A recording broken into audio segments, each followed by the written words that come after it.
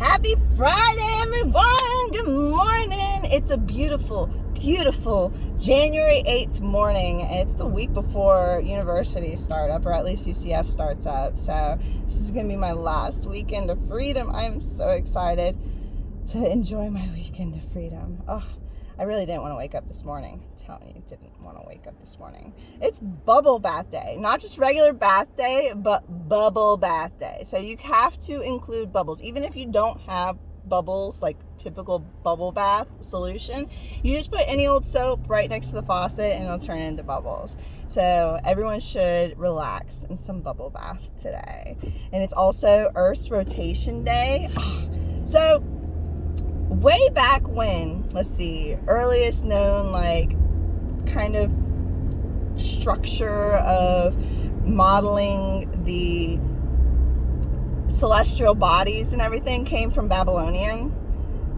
They had a bronze disc and they kind of showed the celestial bodies or the planets or whatever kind of rotating around. But it's not as we would see it.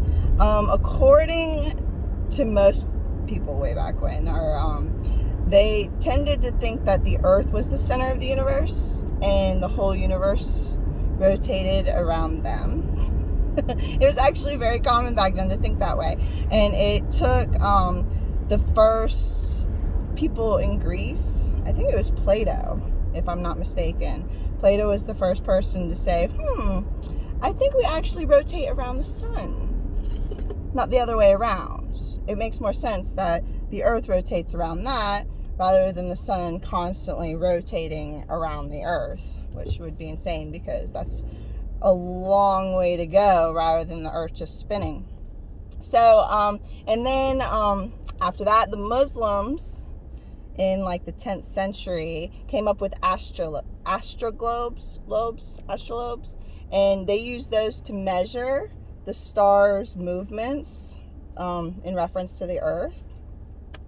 And through observation, they started kind of collecting the story of how the Earth is moving. And then Nicholas Copernicus, hopefully I'm saying these names right. He was from the 1500s, and he's the first one who actually proved that we do indeed rotate around the sun and rotate. And I guess through physics and math, he came up with that. But it wasn't until 1851 when Leon Foucault, came up with a way to kind of prove it. He has this big pendulum. It's 40, 50 feet long, and it hangs down 40 to 55 feet or whatever. And then it has a really heavy metal pendulum ball that has a little point. And if you leave it, it slowly moves. It's actually really cool because I've seen it, because they have it in museums and universities all over the world, and we are lucky enough at the university to have one in our math and science building. And they actually have a staircase that wraps around it, and then a big glass panel, so university students can't constantly be pulling the chain, which happened, and they had to refurbish it because they did not block it initially. They just had it hanging, and university students, needless to say, that's what happened. So it's actually pretty awesome to watch it because it's constantly moving. And the reason it moves is because it's moving based off of the gravitational pull. And because the gravitational pull is constantly in flux because it's constantly rotating, you're seeing the consequences of that through the pendulum. So, very fascinating. If you ever get a chance to see one in a museum or at a university, it's really cool to watch. It's also Joy Germ Day, which isn't what it sounds like. I don't know who named this, and I do not make these things up. I swear I don't make this up. Joy Germ Day is really just about joy being contagious. So they should have called it Joy Contagious Day instead of bringing up germs, because it has nothing to do with germs.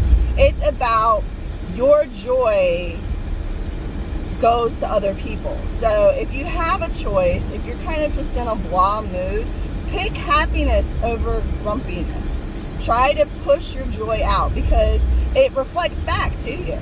Because you being happy makes other people happy around you. And then them being happy comes back to you and makes you happy. It's the secret, guys. That is totally just the secret to life.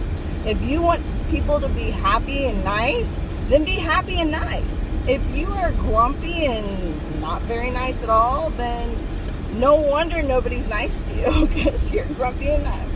It's the secret. So today's kind of a reminder that joy is contagious. So spread it as much as you can. Always constantly try to push it. And then a show and tell day at work, which I don't know. You know how like in elementary school you go and you can bring one thing from home that's significant to you, and then you can bring it to school and show it off to all your friends. Well, from a more professional standpoint, you can do that at work today.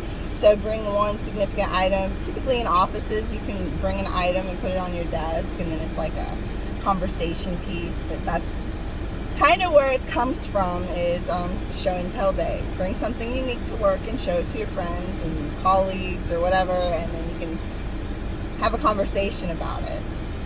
And then it's Argyle Day. Argyle.